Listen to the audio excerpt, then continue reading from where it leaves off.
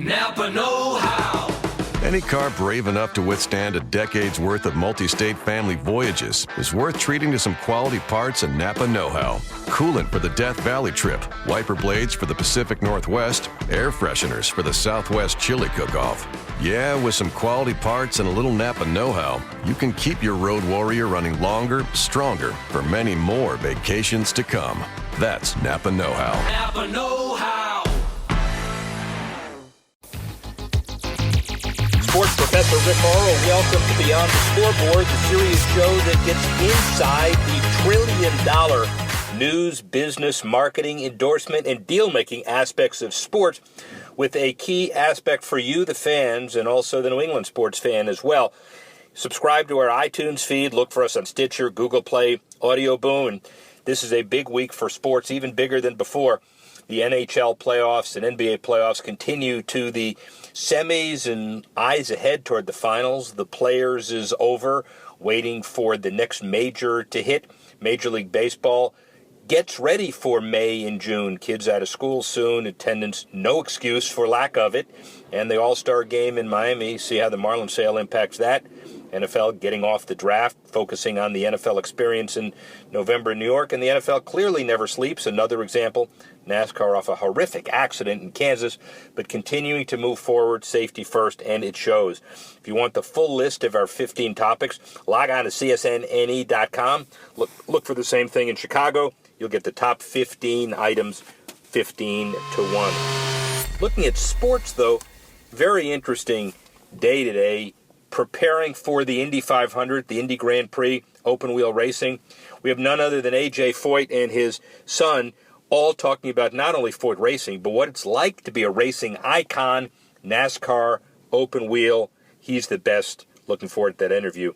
But until then, a number of issues to cover. First of all, in hockey, Gary Bettman looks to bring another Winter Classic back to New York. Philadelphia Flyers and the Rangers played at Citizen Bank Park in 2012. The Penguins and the Sabres played the first Winter Classic in 2008. But how about this? The Rangers and Sabres at Citi Field, New Year's Day 2018. Rangers required to play all home games at MSG, so it's a road trip for them. NHL and NBCSN hopes the interstate matchup will deliver strong media numbers, bigger than this year's Blues-Blackhawks. Didn't work at the ratings count, but bottom line is a lot of tradition as far as New York events, and this is one of them. My take is this. Despite the NYC address, this coming Winter Classic faces tough competition as both the CFP semifinals of the Rose and Sugar revert back to their traditional New Year's time slots. There will be competition, clearly, but the Winter Classic, one of those iconic events. Let's look at Boston again. I know Fenway was great, but you can't have too many of these, Boston fans. Other NHL news. How about Seattle getting an NHL team? Well, maybe a NBA or NHL. The quest to bring one or both of them remains alive, despite Seattle Mayor Ed Murray deciding not to run for re-election. The leaders of the two key arena renovation proposals made it clear the decision will have zero impact on proceedings to renovate the facility and bringing it to NHL or NBA standards, bringing a team to Seattle. Both groups met with a city advisory committee and top officials during the last couple of weeks to speak about the matter. And the City of Seattle Office of Economic Development Director Brian Surratt has said he plans to forward a recommendation to Murray's office in June as expected, and a final decision made late in the month. The new mayor coming into office could potentially slow the process, but it might not be as smooth as some had hoped. There would be renovators remaining hopeful. The two groups that bid certainly want this moving forward. And my take is this. Seattle long been a prominent sports city. Oklahoma City was said to have stolen their Sonics, making them the Thunder, and the Seattle folks say it's only right that hoops and hockey fans in the city eventually have their teams to cheer alongside the Mariners and the Seahawks. More expansion money, good for Bruins, good for Celtics. We'll just have to see. How about the Canadian teams this year, by the way? The Nashville Predators, however, reaching their first ever Western Conference final, and hockey fever spread across the South. Predators' gear sales significantly increased throughout the team's playoff run, and Bridgestone Arena become a hub for the team's loyal legion of fans. The Predators' success thus far in the playoffs made them late favorites to capture the Stanley Cup, proving that while college football remains king in the South and NASCAR remains popular, hockey certainly has a foothold. Adding all the craze around the team, fellow Nashville professional sports teams extremely supportive, as have popular country music artists and Nashville icons. And with Stanley Cup victories already notched in Carolina, Dallas, and Tampa Bay, the NHL's long-shot southern expansion has paid off. A Nashville victory would be more barbecue sauce on the southern feast. And oh, by the way, good for the Bruins to expand the footprint and make the NHL more valuable for everybody. Well, there's not just news on the hockey front. There's news on the baseball front as well. Yankees legends flocked to New York to honor Derek Jeter as his number was retired. Unprecedented activity occurring down the coast in the nation's capital, however. According to the Washington Post, the Washington Nationals and right fielder Bryce Harper agreed to about a $22 million, $21.625 exactly, arbitration salary for the 2018 season, avoiding arbitration and making him the highest salary for an arbitration-eligible player in Major League history. The deal eliminates the risk of hostility, at least in the short term, and he said, I think it's huge. We're able to go into the offseason and worry about different things. Comparatively, when it opened in 1961, RFK Stadium only cost $24 million to build. And the take is this. If you had told local officials that 56 years hence, one baseball player would be owning close to the sum of a single season player, people would think ultimately crazy. But that's where baseball salaries are going. And obviously baseball continues to be at the forefront in Washington, just as Derek Jeter gets his number retired a few hours up the road in New York. How about Cincinnati? Despite the team's surprising early success, the Reds unable to attract fans to home games. Reds have been sitting at near the top of the table in the ever-competitive NL Central for weeks now, but the team still ranks 26th out of MLB 30 clubs in attendance, averaging a little over 20,000 fans per game. And even when the team manages to fill seats at Great American Park, many of those are away fans in town for the day. The attendance decline ranks 19th in the MLB for change in attendance, though the Reds are doing better than last year's steep drop of 22%, about 6,500 fans a game. How about the team facing a few obstacles, being stuck in a rebuilding process involving dropping stars such as Jay Bruce and Todd Frazier? But just like everywhere else, give it time. Star players are the marquee draw in most sports. Winning is also a great recipe for butts in seats. Look for this trend to improve as the weather warms, familiarity grows, and kids get out of school. The only city probably where patience doesn't work, Boston Red Sox. We all know that. Finally in baseball, let's go way west. With the Raiders making their move to Vegas official, the A's now finding a site to build a baseball-specific stadium. The club is primarily focusing on two, Laney College near Lake Merritt and Howard Terminal on the waterfront next to Jack London Square. A distant third location remains the Coliseum site where they currently play. The A's have been surveying local residents on ballpark sites, and one recent poll made it clear that Laney is number one. A's President Dave Cavell made it clear that the Coliseum site's still in play, though the MLB prefers new stadiums to be built close to downtown areas, which may end up giving Howard Terminal an edge. And here's the take. With property valuations at an all-time high in the Bay Area and ever growing, one thing is certain. Whatever happens to the site now housing the Coliseum and adjacent Oracle Arena, it'll never end up an empty weed and debris-filled parking lot. And those of you in Boston feel comfortable and happy that you've been through all of the political and other issues that deal with stadium renovation or stadium development. Kudos to John Henry and his team for getting that behind all of us so the Red Sox fans can continue to focus on baseball. How about this? How about international for some closing perspective? First of all, the bid for the U.S. and the World Cup doesn't look all that off. In fact, it looks like it's well on the track for success. The 2018 World Cup in Russia and 22 event heading to Qatar. FIFA's current rules, a little-known fact, prohibit European or Asian countries from bidding on 2026. South America expected to bid for 2030, which leaves Africa as the only possible challenger. Morocco said to be entering a challenge, but yet to declare anything publicly. And given the restrictions on possible competitors, the North American bid that FIFA's Congress drew up a spec list for, the bid would then be told to meet certain requirements in a certain time frame. The idea would be this: if the specs are met, the bid would be simply awarded to North America then and there. Bid plans call for the U.S. to stage 60 games, while Canada and Mexico would have 10 games each. Ongoing FIFA corruption investigations could also further delay the approval process, especially after the dismissal of top ethics officials in Germany and in Switzerland. And another issue relating to the World Cup, in Qatar.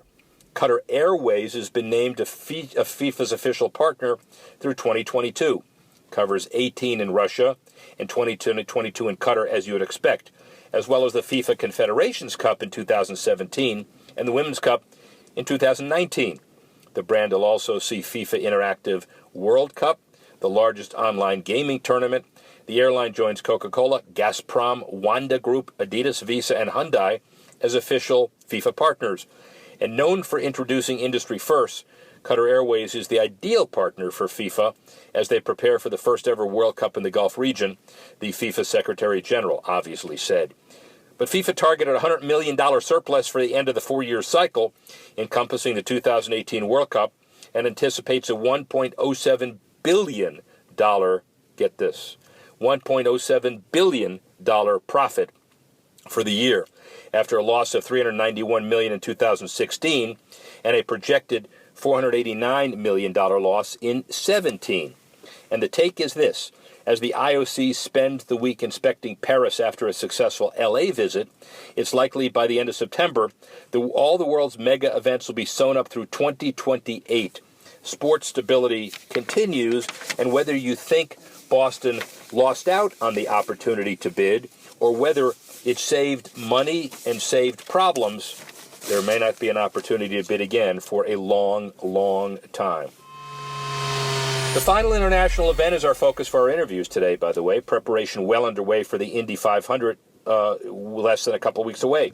Indianapolis Motor Speedway partnered with Indianapolis community organizations to help reignite some of the city's favorite initiatives from previous years.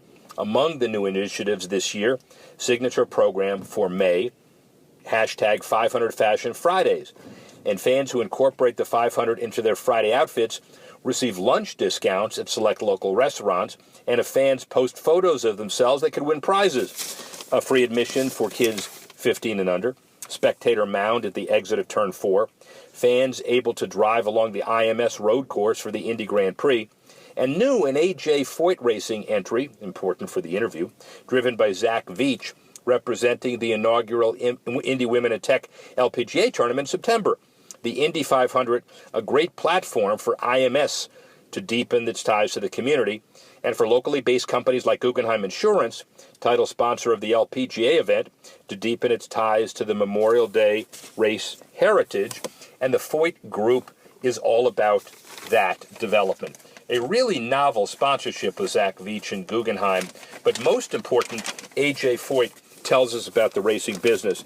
I got to tell you, he is a legitimate racing icon. I caught up to him at the ticket unveiling for the Women in Tech Championship and the unveiling of the Veach car in Indianapolis last week, and an icon is an understatement. He was born in Houston, first four-time winner of the Indy 500 in 1961, believe it or not, 64, 67, and 77. The only driver to win the Indy 500, Daytona in 72, the 24-hour of Le Mans in 67. He holds 67 IndyCar wins and 7 IndyCar championships as a driver. He was voted Driver of the Century. That's all you need to know about A.J. Foyt.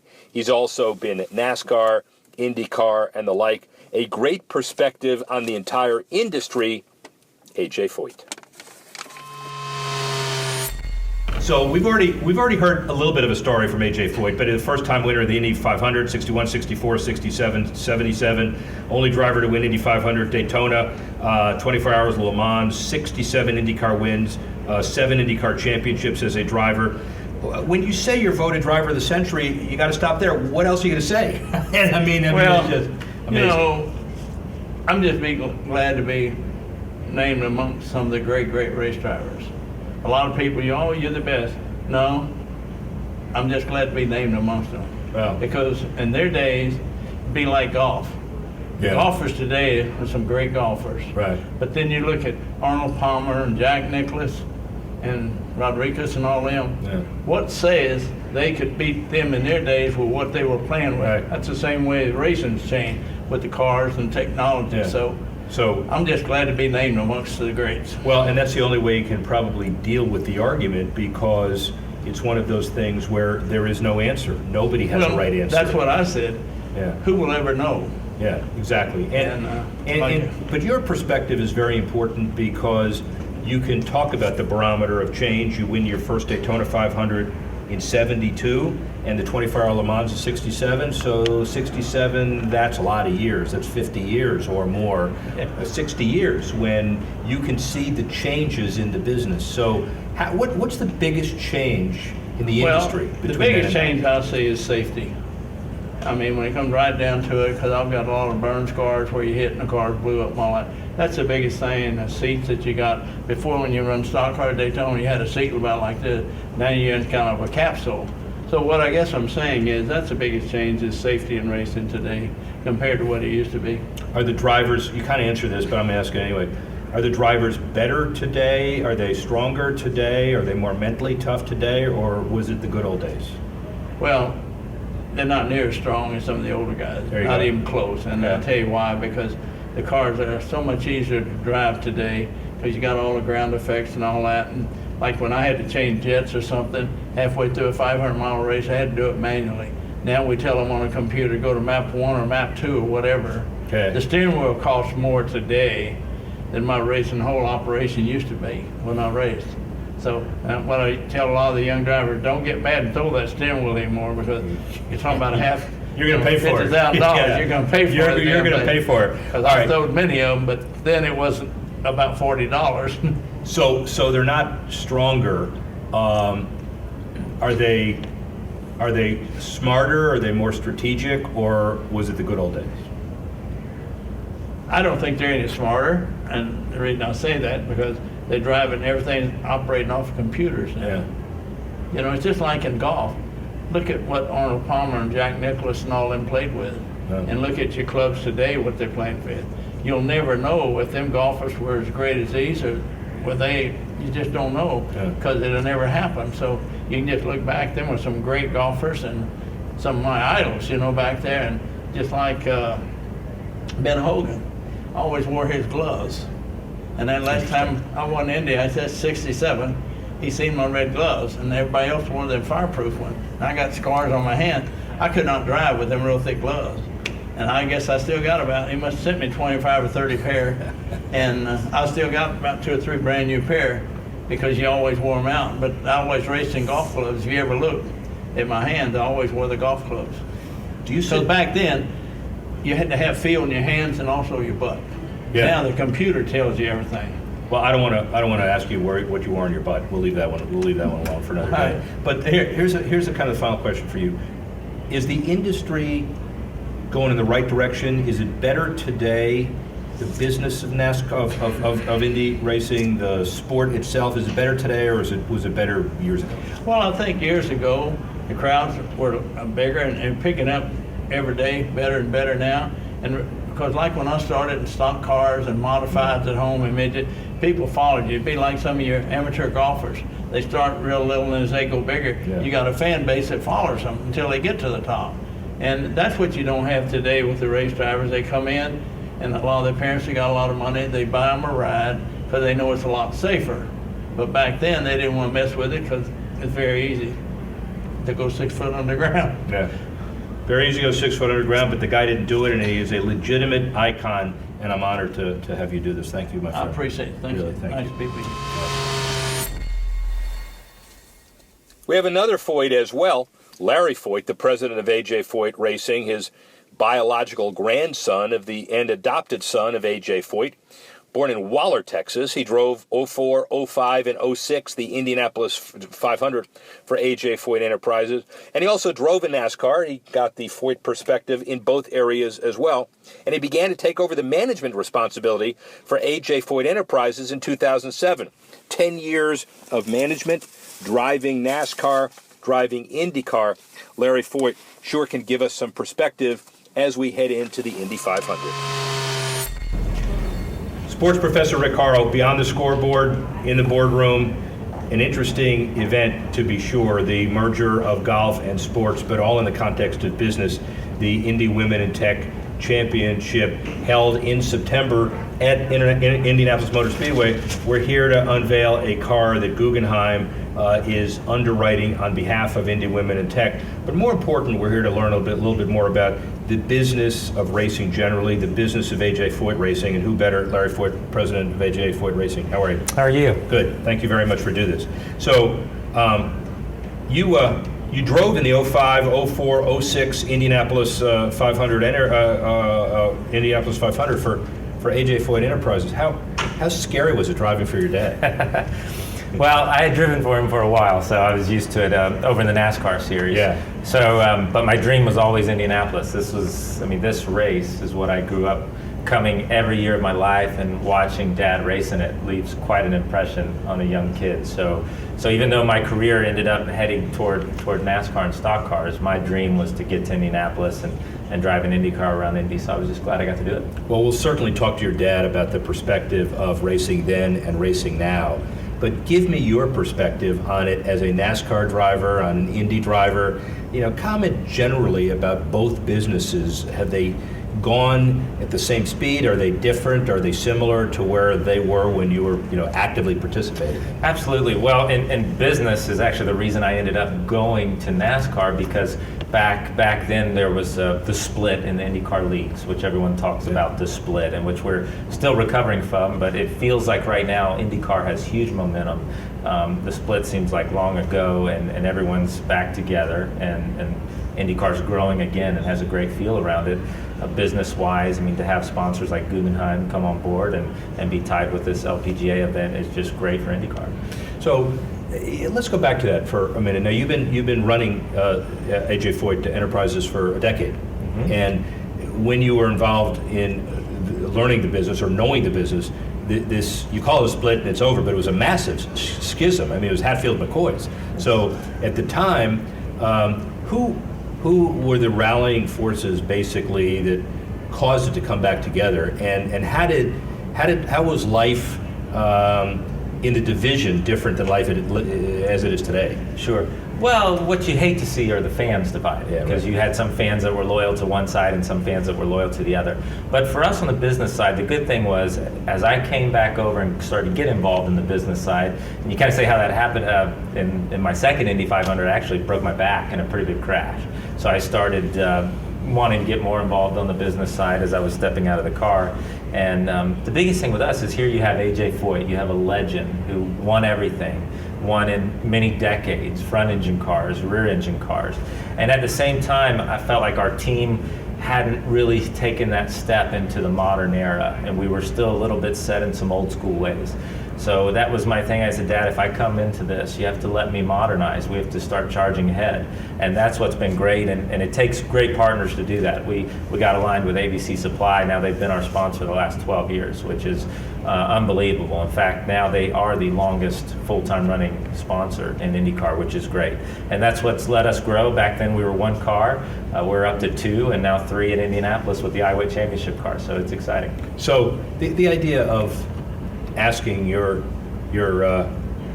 namesake, the icon, to kind of leave you alone and let you run the business.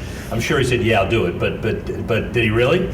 Of course not. And I wouldn't ask him that, because especially when he's always my biggest bank of information.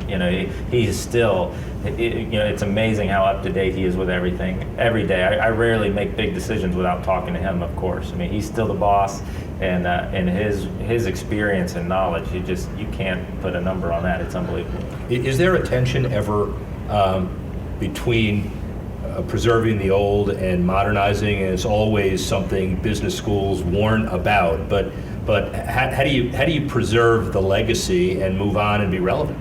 Well, I think we pay a lot of tribute to all his success, and that's one way I think we keep. It's amazing even how at his age the fans, even at Indianapolis, still love him. I mean, when he walks out through Gasoline Alley, the fans just go nuts and really appreciate all of his accomplishments.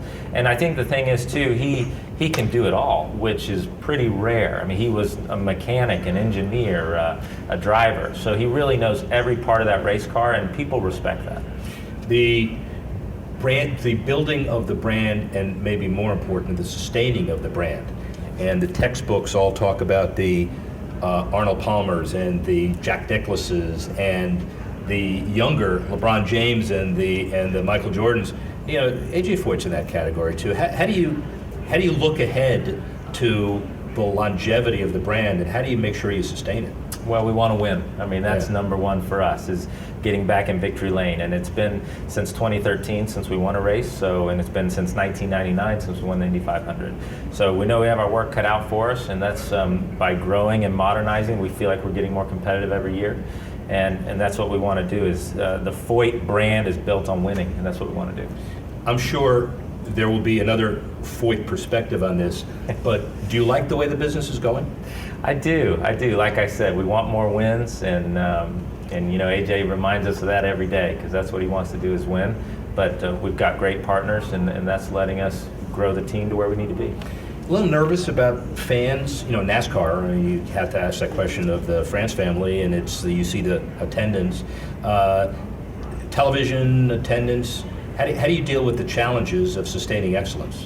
Well, I think we obviously live in a much different world than we did in past generations, where maybe the automobile was the most important thing in your life and was a huge part of your young adult life. Where now technology has advanced so far to where you know, telephones and data and all the information we have as young kids are kind of leading the way. So I think that really trends towards our cars. Our cars are fast and sleek, and they're really supercomputers running around the racetrack gathering data all the time. So I think it'll really appeal to young fans. So speaking of young driver like Zach Veach, I mean, you look at that car, and plus he's 4'8", 38 pounds. How does he? You know, he bulks up every day and he gets in that car, and he's an athlete. You must be proud to see a kid like that in that car. Well, he is. I've seen some photos and video of him doing his rock climbing, where he gains a lot of his strength, and it's really impressive. So a lot of these young drivers, what's great is we've got little guys like Zach who are strong, but then also bigger guys who get it done as well. So it's really all over the board, and I think we have a really good driver in Zach. Well, Larry Foyt, I really appreciate your perspective, but we need to go from the perspective of one of the youngest guys. He's looked like he's 12, Zach Veach, to an icon. Well, that's our show for the day, ladies and gentlemen. Subscribe to our iTunes feed. Look for us on Stitcher, Google Play, and Audio Boom.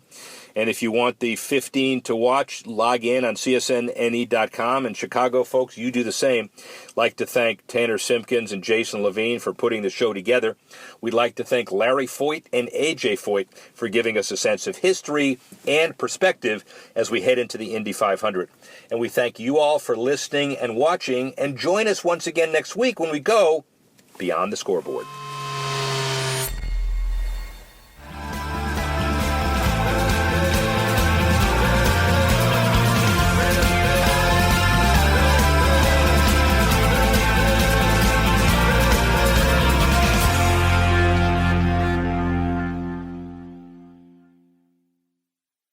Napa know-how. A Napa guy knows that by the foot, there's no better ride than an old station wagon. Room for 6 people facing forward, 2 people facing backward, and a whole lot of luggage, lumber, and bicycles haphazardly strapped to the roof. If you can parallel park that beast, you can park anything. And with some quality parts and a little Napa know-how, you can keep your land ship running longer, stronger. It's not obsolete. It's a rare treasure. That's Napa know-how. Napa know